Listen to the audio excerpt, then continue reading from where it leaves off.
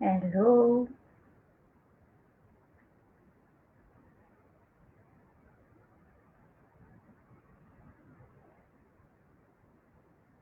Hello, voilà. Alors j'attendais, je vais attendre encore un petit peu, voir s'il y a des gens qui se connectent encore. Et on va bientôt commencer ça, donc d'ici quelques minutes, secondes, on verra.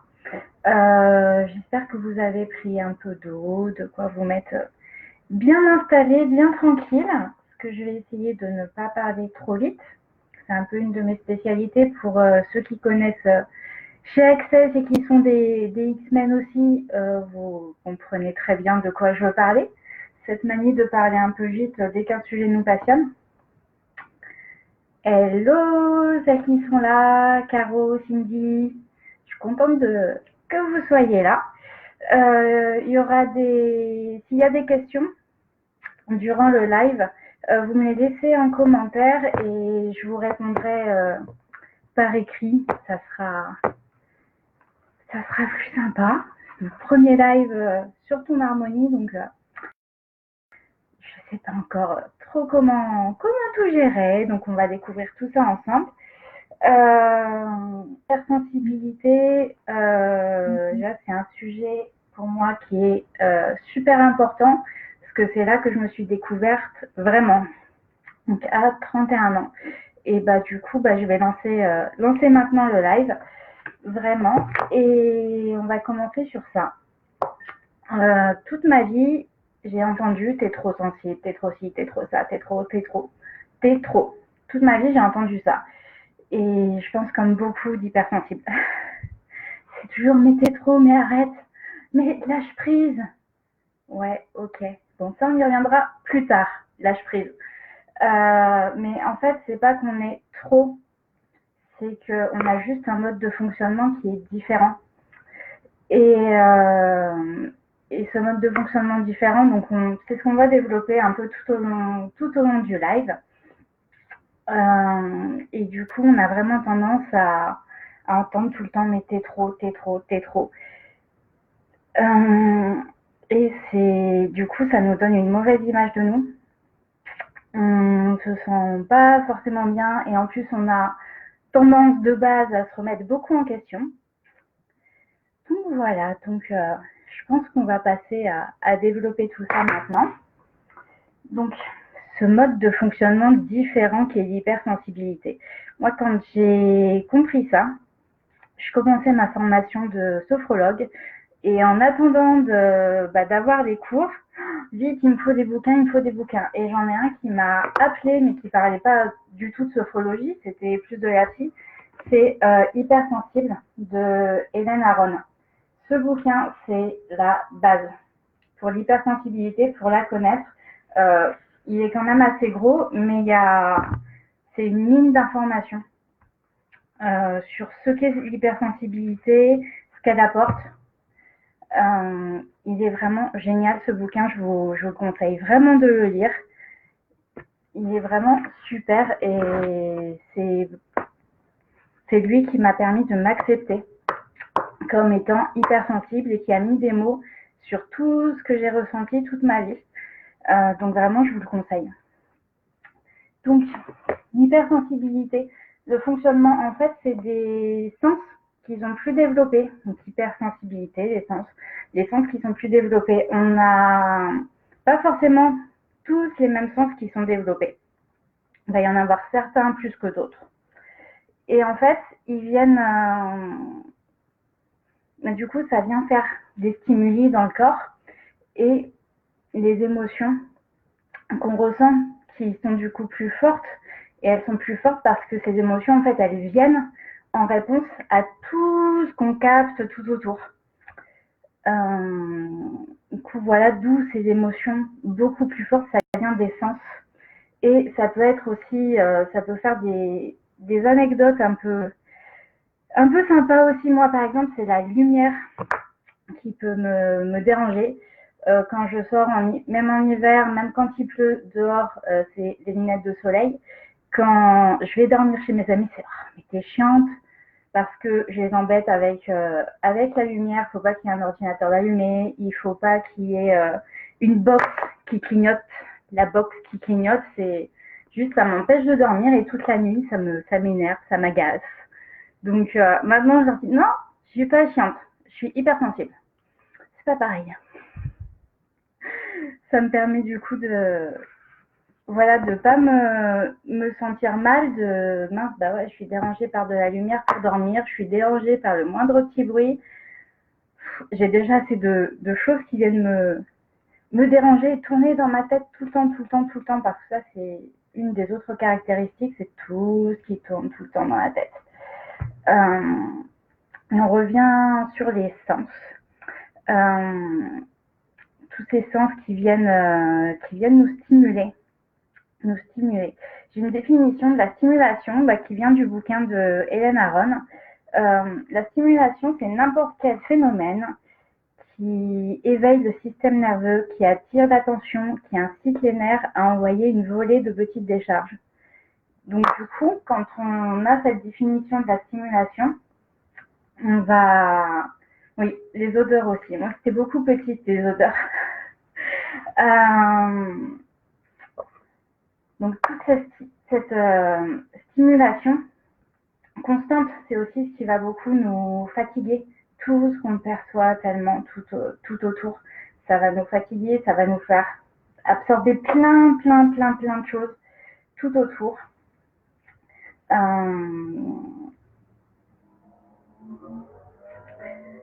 Et toutes ces informations qu'on capte tout autour, ça crée vraiment tout ce flot d'émotions hyper important. Et ce qu'on peut essayer de faire et qui peut être assez sympa, c'est d'essayer de comprendre ce que ces émotions, elles veulent dire.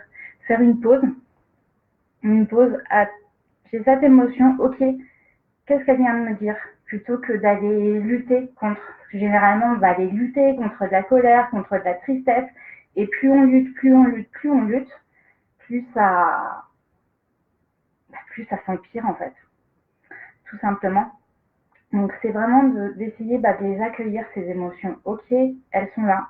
Ok, je sais que je perçois tout plus intensément. Qu'est-ce que je peux faire pour que ça se calme un peu? Qu'est-ce que je peux faire pour accepter tout ça? Et surtout, qu'est-ce qu'elles veulent me dire, ces émotions?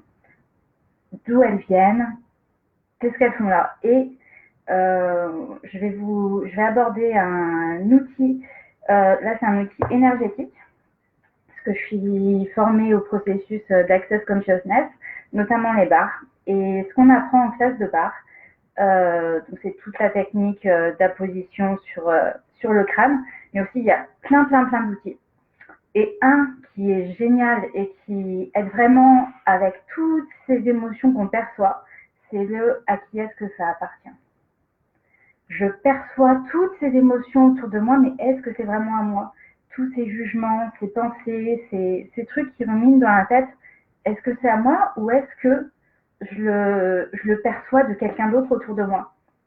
Et ça aide vachement bien à gérer les peurs.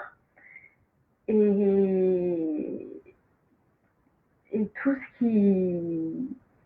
les peurs, les colères, l'agacement, tout ce qui monte tout le temps, tout ce qui va venir monter tout le temps. Et s'il fonctionne simplement avec, en répétant à qui est-ce que ça appartient, à qui est-ce que ça appartient, à qui est-ce que ça appartient, on voit comment c'est, si c'est à nous, si c'est pas à nous, et après on fait retour à l'envoyeur, retour à l'envoyeur, retour à l'envoyeur. Et ça vient déjà calmer et apaiser, ça permet vraiment de revenir à soi, parce que c'est ce qui va être assez important, de soi, de se remettre en soi, et aussi dans son corps. Ça, on le verra un petit peu plus tard avec la sophro. Donc ce fonctionnement un peu différent, il vient du cerveau droit. C'est le cerveau droit qui est prédominant chez les personnes hypersensibles. On estime qu'il y a à peu près 20% de la population, entre 15 et 20%, qui est hypersensible.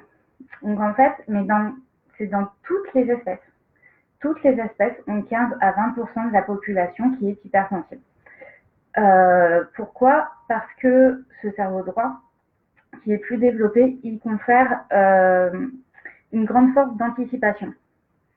C'est ce qu'on voit, un peu une bonne analogie qui est dans le bouquin d'Hélène Aron, c'est entre les guerriers et les moines. Évidemment, les moines, c'est les hypersensibles.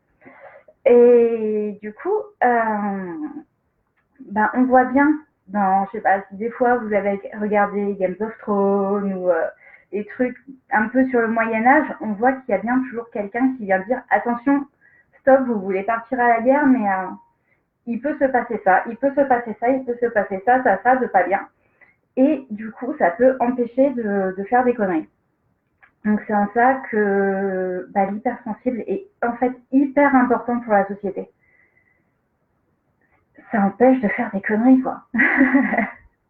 Et quand on est comptable, c'est un plus. En fin d'année, quand on fait le bilan et qu'il faut prévoir des charges, qu'il faut voir un petit peu ce qui peut pas aller, dans l'année, j'ai entendu qu'il y avait un procès en cours, machin. Ah, ça, je peux le noter dans les charges. C'est une anticipation, mais donc une forte capacité d'anticipation, mais qu'on ne met pas assez à profit parce qu'on va souvent anticiper des choses négatives. Et du coup, c'est ce qui vient créer toutes ces angoisses qui sont là tout le temps. C'est cette anticipation. Et elle vient, comme ça, tout le temps, anticiper et mettre plein d'idées dans la tête. Il va se passer ça, il va se passer ça, il va se passer ça. Et c'est toujours du négatif. Donc, ce qui peut être sympa, c'est d'essayer d'anticiper du positif. C'est le petit exercice que vous pouvez faire dans les jours à venir. S'il y a une situation qui tourne en boucle, du négatif qui tourne en boucle, tiens, je fais stop, je fais une pause.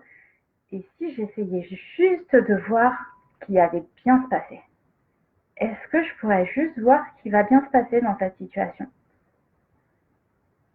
Et là, ça peut venir alléger. Après, c'est tout un exercice, parce que le cerveau, il a ses chemins, il a ses réactions, et il aime bien prendre toujours les mêmes chemins, toujours. C'est ce qu'on fait en sophrologie. En sophrologie, on va beaucoup venir travailler sur le positif, mettre du positif encore et encore et encore. Et à force, on vient tracer des chemins. On vient tracer de nouveaux chemins sur le cerveau, et qui viennent comme ça, doucement, donner de nouveaux chemins au cerveau. Et au lieu d'aller tout le temps sur le négatif, on vient sur le positif. Bien. Matas, enjoy happy moments.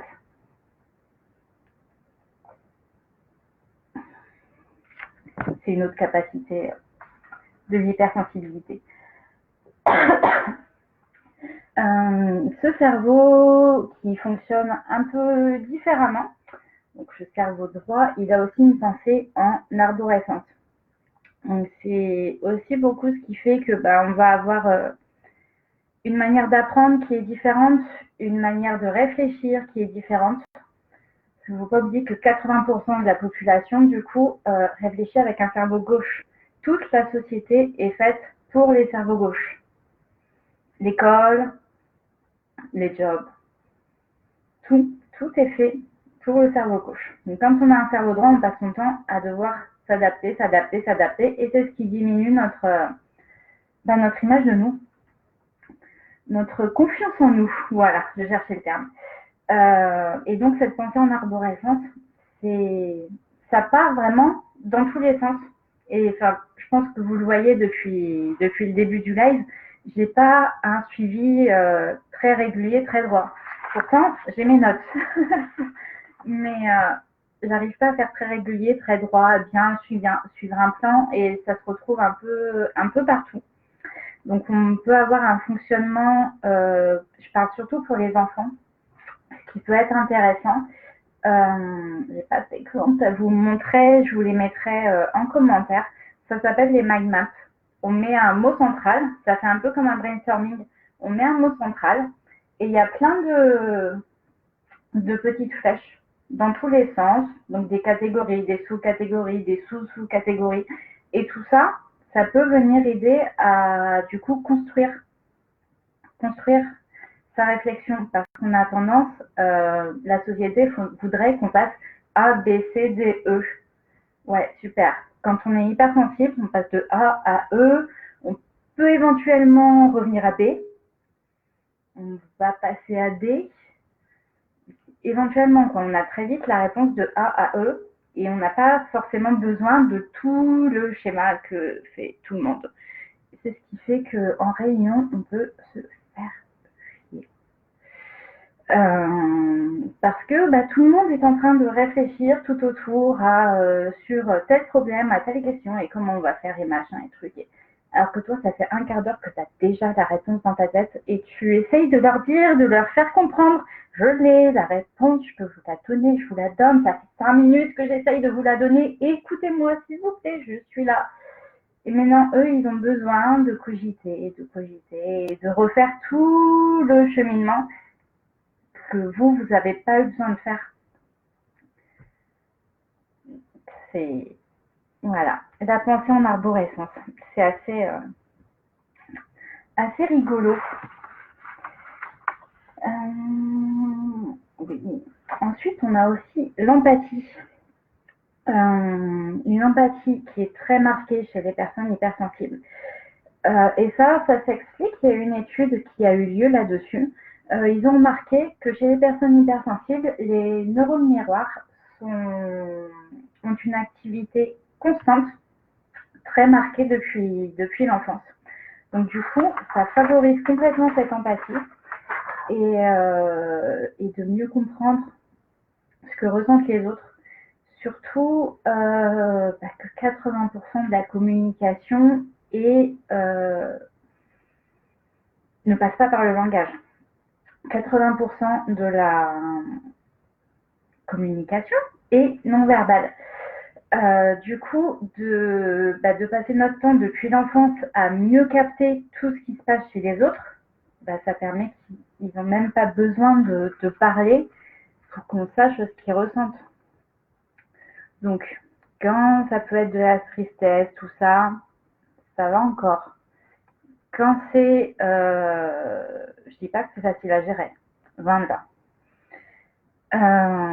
Quand c'est de la colère, du stress, et qu'on se prend ça en pleine face toute la journée, quand on capte beaucoup plus que les autres ce comportement, ça peut juste vous faire vriller en fait.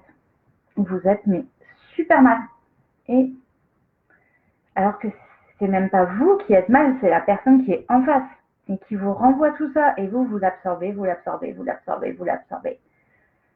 Sauf que au bout d'un moment, à force d'absorber, on n'absorbe plus. Et c'est là que, bam, cocotte minute, ça explose. Donc quand c'est en famille, voilà. Quand c'est au boulot, c'est moyen. Mais pourquoi tu m'as pas dit avant, ou alors, mais non, mais tout va bien, je comprends pas. Ah ouais, mais juste, tu vois pas ton comportement, quoi. Et les personnes extérieures, vous avez l'impression d'être juste complètement fou. Les personnes extérieures, non, pourquoi? Qu'est-ce qui se passe?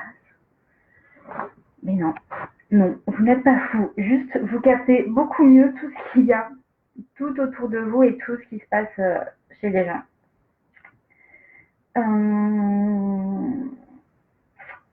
Et du coup, on va en arriver aussi tout doucement aux gènes, même si vous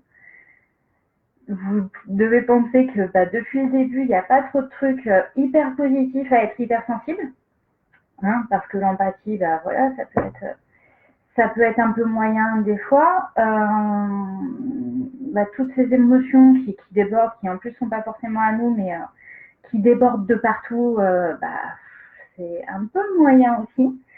Tout ce qui tourne dans la tête tout le temps, ça peut empêcher de dormir ou réveiller à 3-4 heures du mat et non, je veux dormir à 3-4 heures du mat. Je veux pas penser à ce qui va se passer demain. Je veux pas penser à ce qui va se passer dans une semaine. Je veux pas penser au coup de fil que je dois passer. Non, je veux juste dormir. très bien. D'être un peu moins fatigué parce que du coup, avec toutes les choses qu'on passe notre temps à capter, on est beaucoup plus fatigué. On est beaucoup plus fatigué. Et un point que j'ai pas encore abordé, c'est comment marche le stress. Le stress, il va marcher, il va y avoir le facteur de stress, il va être là, il va y avoir un pic. Si le stress est toujours là, donc là c'est colère ou fuite, normalement la réaction de base, colère ou fuite. Mais dans notre société maintenant, on n'est plus au temps de la préhistoire où pour survivre c'était juste colère ou fuite et voilà. Non, il n'est plus question de survie maintenant. Mais le stress, il fonctionne toujours de la même manière, lui. Donc le stress est là, les hormones elles montent, il y a l'adrénaline, etc. Super. Toutes mes fonctions sont prêtes pour le combat ou la fuite. Et puis après, si le stress est toujours là, ça continue, c'est le cortisol qui prend le relais. Et puis si ça continue encore, tout ce cortisol, il va venir nous apporter des maladies comme les angoisses, la dépression, etc. Et c'est pas très très bénéfique sur le long terme. Le cortisol n'est pas bon sur le long terme. Et le truc, c'est que quand on est déjà hypersensible, ils ont remarqué que c'est Hélène Aron, je crois, qui en parle dans son bouquin, qu'on a un taux de cortisol qui est naturellement plus élevé dans le sang. Donc, rajoutez à ça tous les facteurs qu'on se reçoit tout le long et qui viennent nous stresser, ça fait un taux de cortisol beaucoup plus élevé. Donc, la méditation, ça aide énormément à faire redescendre ce taux de cortisol. Ils ont montré que quelqu'un qui médite donc très régulièrement, on parle de au moins 8 semaines méditer tous les jours. C'est sur les gros stages de méditation qu'il y a par exemple aux États-Unis par le créateur de la méditation de pleine conscience. Je ne sais plus son prénom, c'est Kabat-Zinn, je crois son nom, donc qui organise des gros stages comme ça de méditation. Et donc, ils ont montré qu'un méditant très régulier, ils ont pris Mathieu Ricard. Quand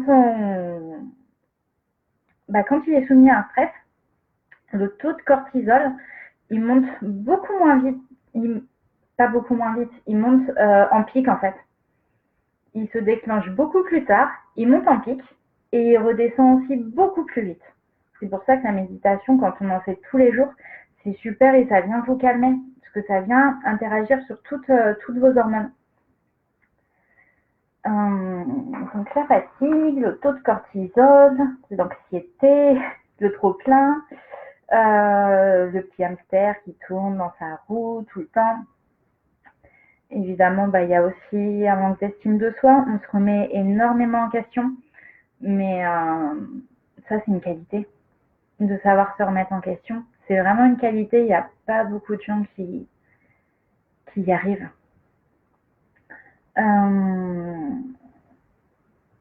Donc aussi de l'extérieur, on est souvent à fleur de peau, souvent susceptible.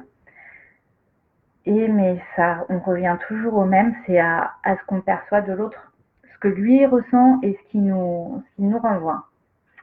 Donc bon, on en arrive au côté positif maintenant. Ça peut être sympa. Je vais aller voir un petit peu les commentaires. La frustration des autres, oui.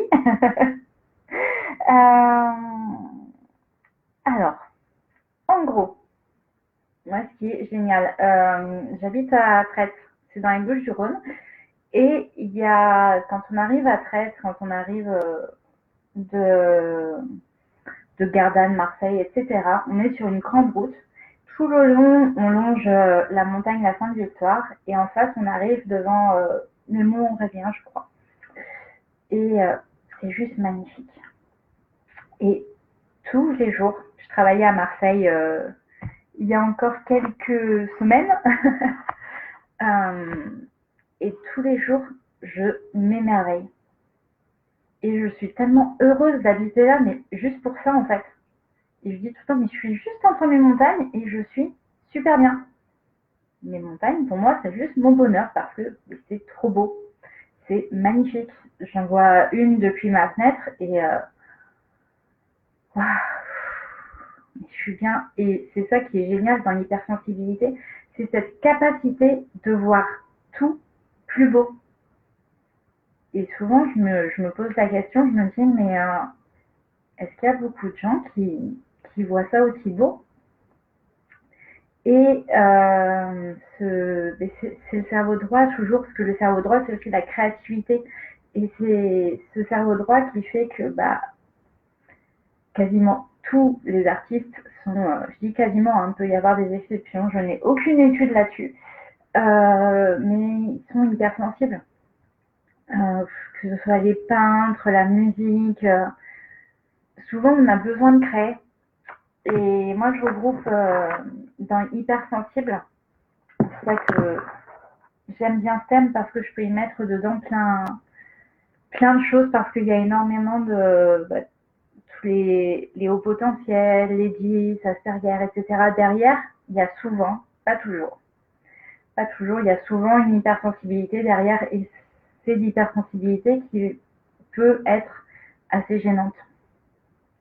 Donc déjà, connaître son fonctionnement, s'observer,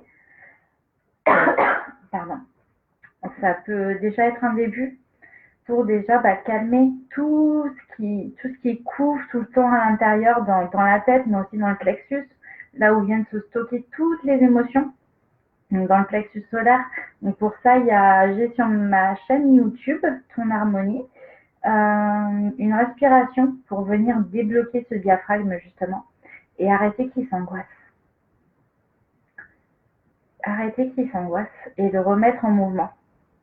C'est un diaphragme qui est en mouvement, c'est un diaphragme qui vient pas s'angoisser et ça vient masser aussi le plexus solaire et ça aide à bien faire redescendre. Donc on voit tout plus beau, on attire la sympathie des gens. Ils viennent beaucoup plus facilement se confier à vous parce qu'ils sentent cette empathie et aussi on peut avoir, ils peuvent venir confier des choses quand même très très dures.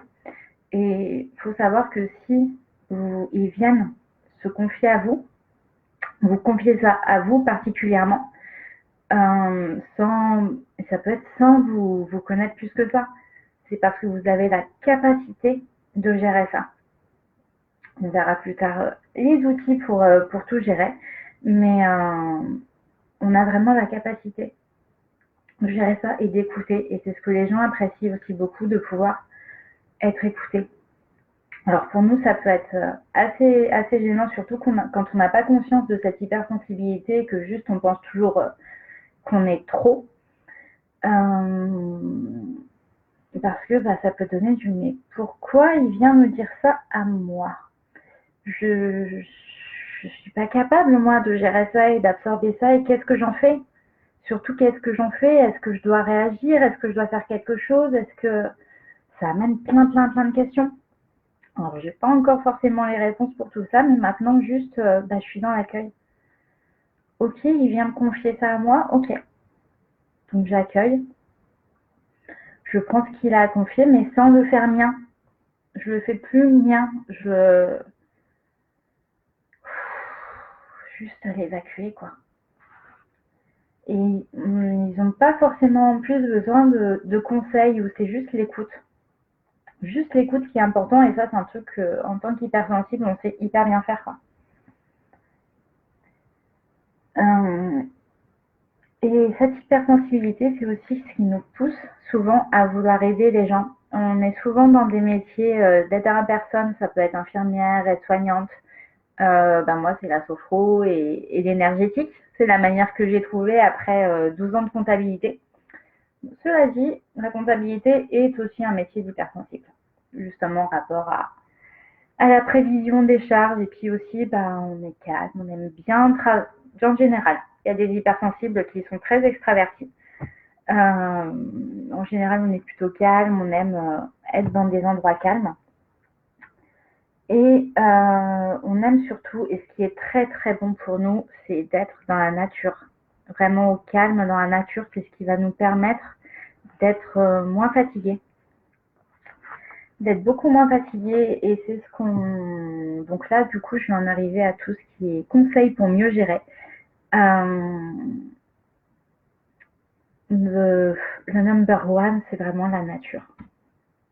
C'est même un parc, et des arbres, de la terre, de l'herbe. Voilà. Le minimum.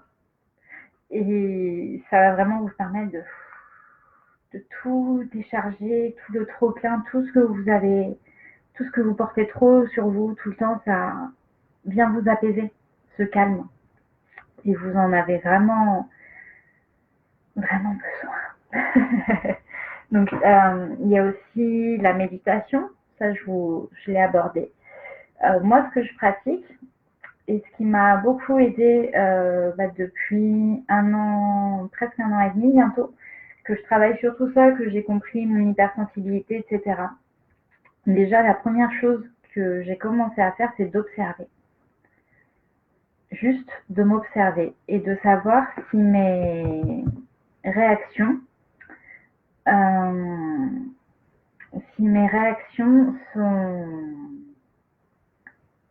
sont dues à mon hypersensibilité ou pas. Déjà, mettre ça sous cet éclairage. Comment je fais pour... Je perds mes pensées. Je perds le fil de mes pensées. Ça, c'est ça. Si on commence un point A, on va à un point B, mais des fois, on se perd. Des fois, on se perd dans ce qu'on veut raconter. Et on demande à l'autre personne, mais où j'en étais déjà et qu'est-ce que je disais, qu'est-ce que je racontais. Mais là, je vous parle à travers une vidéo, donc je ne sais plus où j'en suis. Donc, écouter son corps. Apprendre à écouter son corps. Vraiment, à même lui parler. Une fois, je parle à mon corps. Je suis en train de faire des courses. J'ai des dialogues avec lui sur qu'est-ce que je veux manger. Il a des envies, mon mental en a des autres. Et se remettre dans son corps, en fait, pour moi, vraiment, selon moi, c'est la première des choses. Observer toutes les tensions, où elles sont.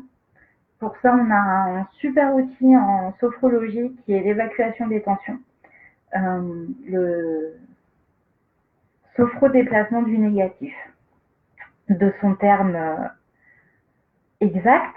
Et du coup, on va venir étudier chaque partie du corps où sont les tensions. Bon, il y a beaucoup de personnes, ça se situe là. Là, sur tout le cou, les épaules, le haut du dos, tout ce qu'on se porte, tout ce qu'on vient se porter continuellement, qui vient se mettre là. Et le déplacement du négatif, ça va être beaucoup du j'inspire, je bloque, et je viens contracter. Et j'expire, et en même temps, toutes mes tensions s'en vont. Ça, c'est une séance qui est assez longue, mais le principe, ça va être ça. Et ça permet déjà d'évacuer pas mal de tensions et surtout de commencer à vraiment étudier son corps. C'est ça, en fait, c'est de l'étude de son corps. Et une fois qu'on a étudié son corps, mais aussi les situations, on va du coup pouvoir mieux se laisser guider par son corps.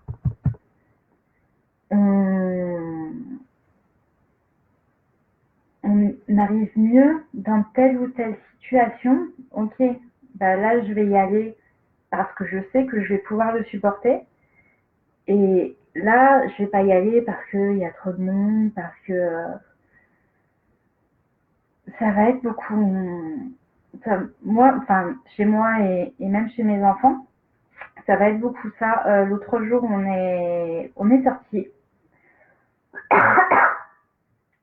On a voulu aller à un vernissage et je m'attendais pas à ce qu'il y ait autant de monde. Il y avait vraiment énormément de monde et c'est génial pour les artistes parce qu'en plus, ils font des trucs géniaux, donc c'était cool. Mais j'ai quand même voulu essayer parce que mes enfants, ils sont hypersensibles aussi. Donc tout ce qui est art, ils adorent. Donc on va beaucoup dans des musées, etc.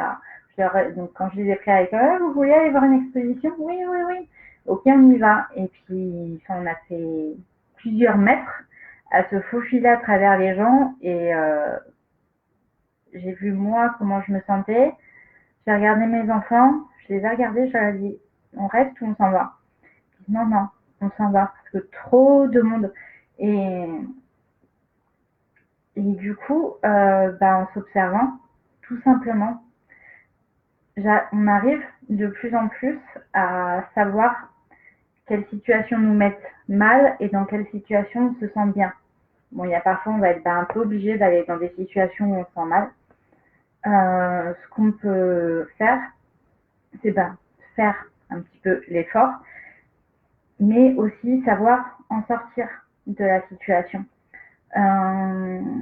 Si par exemple je vois une dispute ou le ton qui commence à monter, et je suis pas dans le truc, ça me concerne pas, mais que vraiment ça commence moi à me prendre au niveau à ce niveau-là, donc ça commence à me prendre, de plus en plus, ce que je fais, je sors, je m'en vais, je change de pièce. Et ça, c'est un truc qu'on peut faire, mais c'est quelque chose qu'on peut commencer à faire une fois qu'on a bien analysé que, ouais, ce qui se passe là-bas, moi je le sens et je l'absorbe. Donc, ce que je fais, parce que j'ai envie de me préserver, je sors. Jusqu'à ce que ça se calme et jusqu'à ce que ça aille mieux. Déjà ça fait une première protection. Une question, comment on peut faire un atout sans se laisser bouffer? Déjà reconnaître tous ses atouts. Déjà ça, les reconnaître tous ses atouts. Les lister mentalement. Hein. Ce que l'hypersensibilité confère de bien chez soi. Parce qu'on a tous un fonctionnement différent, hein, même dans ce fonctionnement hypersensible, on a tous un fonctionnement différent.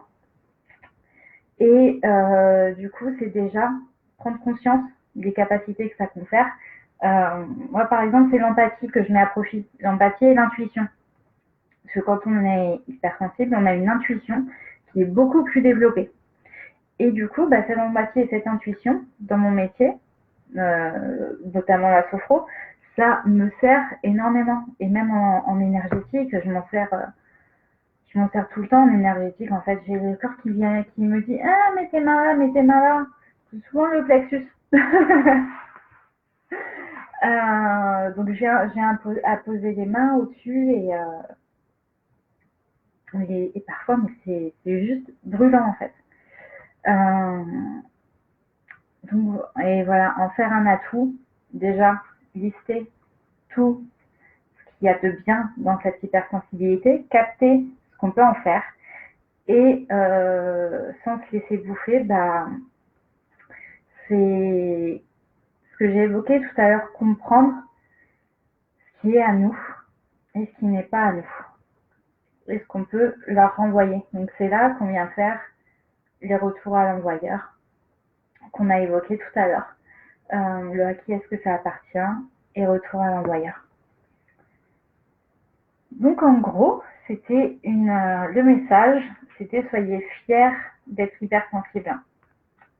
C'est vraiment une véritable force de compréhension, de bienveillance, d'écoute et d'anticipation. Et ça, il y a beaucoup de gens qui y sont très sensibles. Donc, je voulais vous parler aussi des autres bouquins.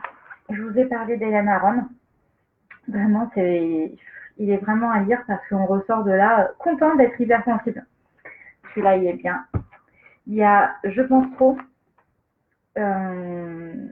Elle, c'est pour les. Elle l'a écrit pour ce qu'elle appelle les. C'est pas les surdoués, c'est les surefficients.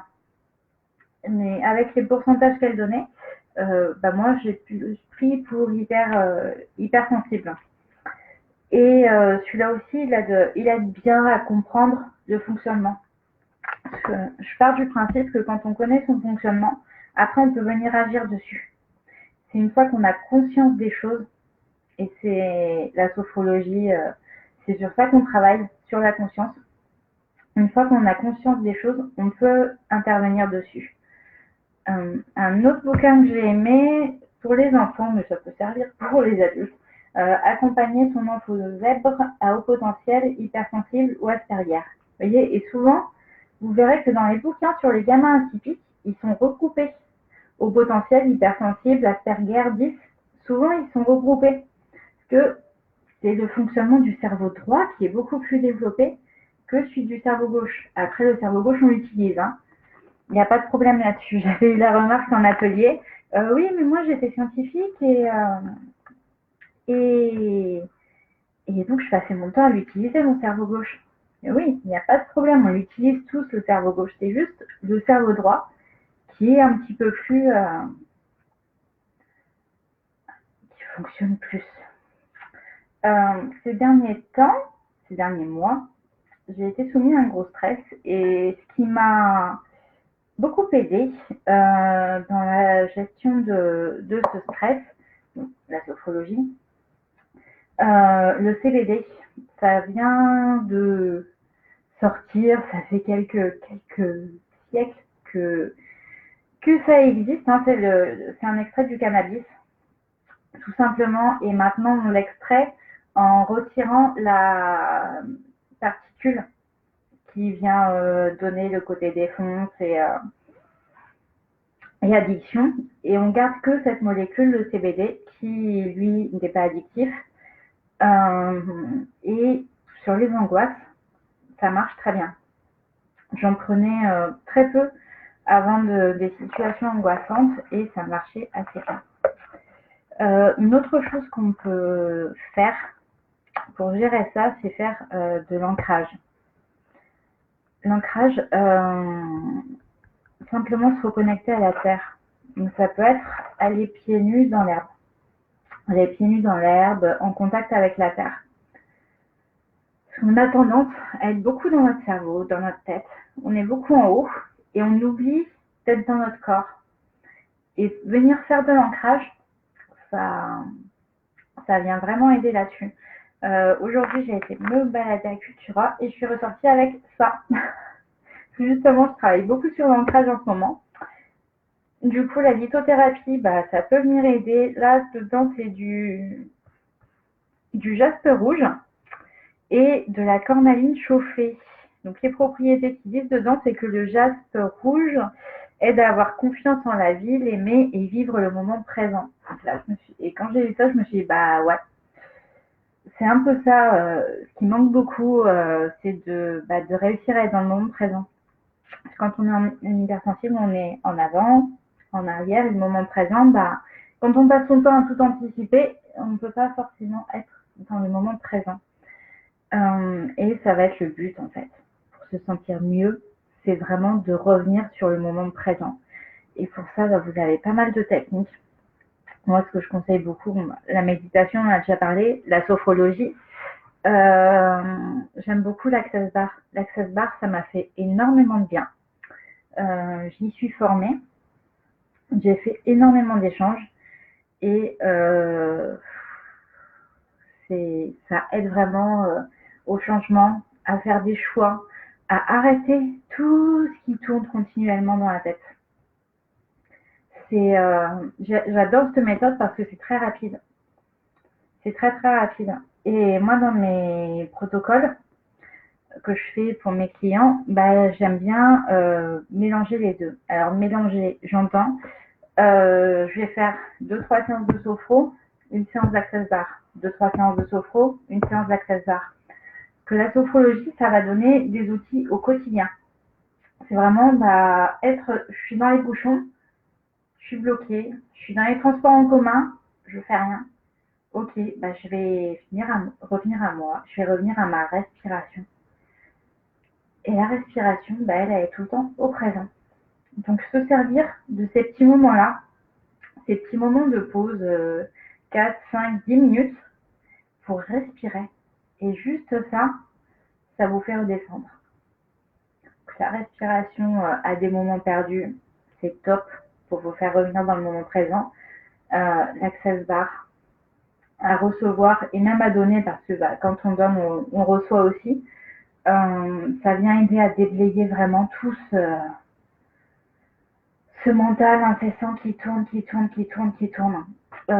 Pour ceux qui sont dans le coin de Trèves, Aix-en-Provence, tout ça, on fait une journée découverte. Le 23, on va donner des séances découvertes à Trèves. Je vous laisse me contacter si ça vous intéresse, des séances de 30 minutes pour vous faire découvrir, en parler un peu plus en profondeur. Et moi, c'est vraiment ce qui m'a aidé à